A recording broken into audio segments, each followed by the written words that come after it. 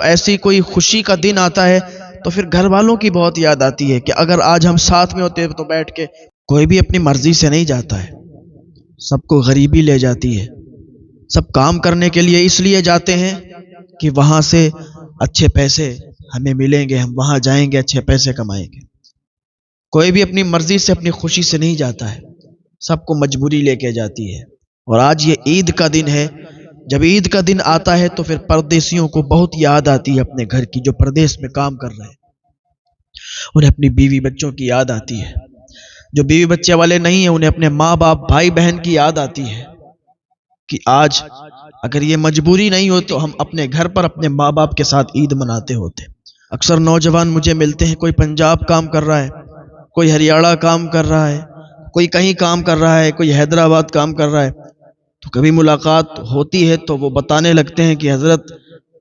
مجبوری لے کے آتی ہے، مجبوری میں ہم یہاں کام کر رہے ہیں، ہمیں صحیح سے کھانا بھی نہیں مل رہا ہے۔ گھر والوں کی بہت یاد آتی ہے، گھر والوں کی یاد ستاتی ہے، لیکن کیا کریں، مجبوری ہے۔ کوئی سعودی عرب کام کر رہا ہے،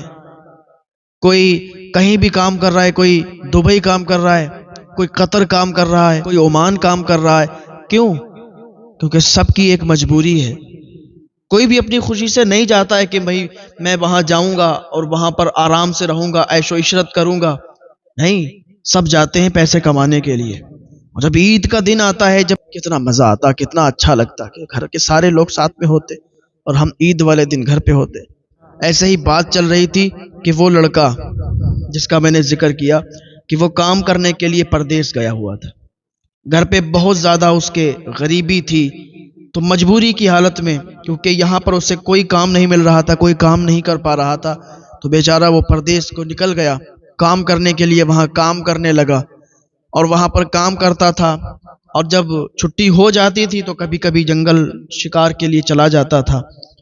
کیونکہ کام کرتے کرتے بھی وہ بور ہو جاتا تھا، ٹہلنے کی غرض سے ایسے ہی شکار کو نکل جاتا تھا۔ تو